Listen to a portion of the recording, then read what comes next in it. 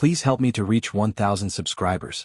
I never imagined that my life could change so completely in just one night. My name is Daniel, I'm 38 years old, and for the past 12 years I thought I knew everything about my marriage. I believed I was a good husband, patient, attentive, always putting my family first. I believed that trust and love were enough to hold a marriage together. Turns out I was wrong. It started with small things I ignored because I wanted to believe the best. My wife, Clara, would get defensive over little messages on her phone, laugh a bit too nervously when I asked who she was texting, or suddenly be too busy in the evenings. I brushed it off. I told myself she had stress at work, that maybe I was overthinking. But deep down, a small voice in the back of my mind kept whispering that something wasn't right. The moment of truth came one ordinary Thursday evening. I had come home early from work, planning to surprise Clara with dinner. When I walked into the house, the air felt different, heavier, colder. I noticed her phone buzzing constantly on the counter. Something in me snapped, and without thinking I picked it up. That's when I saw it.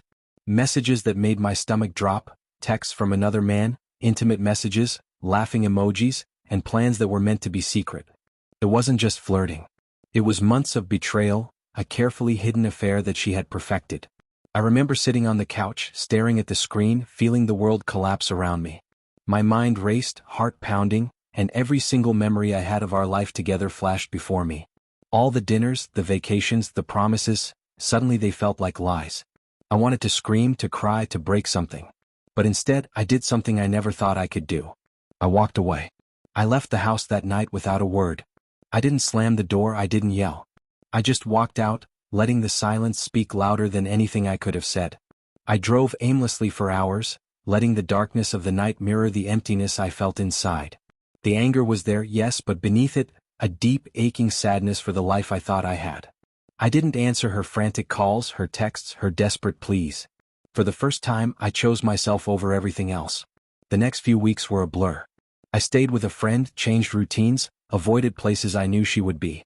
The hardest part wasn't being alone. It was realizing that I had to grieve the version of my life I had believed in for over a decade. I couldn't trust her again. I couldn't forgive myself for letting things slide until it was too late. Every memory felt tainted, every photograph a reminder of what I had lost. Months passed. I focused on work, on my own health, on rebuilding the man I had lost in the haze of denial.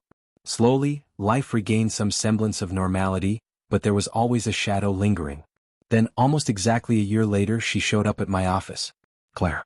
Her eyes were red, her hands trembling, and for the first time, I noticed the weight of regret on her face. She had aged a little in that year, not in years but in understanding the consequences of her actions. I need to talk to you, she said, her voice barely above a whisper. I didn't respond. I just let her stand there, the silence between us thicker than the walls of any room I had been in during the past year. She sat down, careful to respect the distance I had kept, but every inch of her posture screamed desperation. Daniel, I made a mistake. A terrible mistake. I know I can't undo what I did, but please, I need your forgiveness. I can't keep living with this guilt. Her words should have triggered some flicker of empathy in me, but instead they brought back every sting, every moment I had spent imagining the betrayal, every night I had cried alone in my apartment. I realized in that instant that forgiveness wasn't something she deserved. Not yet. Not like this. She wanted absolution, but she hadn't faced the depth of pain she had caused. I looked at her, steady, calm. You're asking for something you haven't earned, I said. My voice was low, measured. A year ago, I walked away because I realized that love alone wasn't enough. Respect matters more. Trust matters more. You broke both. Tears ran down her cheeks and she reached for my hand, but I pulled back. I can't just give you what you want, I continued. You want forgiveness, but you haven't taken responsibility for every single choice that led us here. You want comfort, but I've been alone with the consequences of your choices for a year. I've grown. I've learned. And you need to learn too. She nodded, her shoulders shaking. I understand, she whispered. But I could see she didn't fully understand, not yet. Understanding would take time, and maybe she would never fully grasp the weight of what she did. But one thing was clear, she was no longer the woman I had known.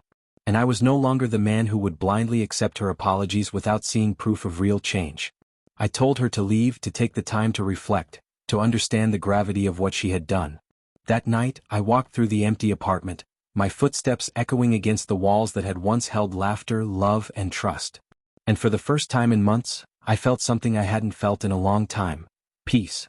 I hadn't forgiven her, not yet, but I had forgiven myself for staying silent, for ignoring my own instincts, and for finally choosing my own dignity over the illusion of a perfect marriage.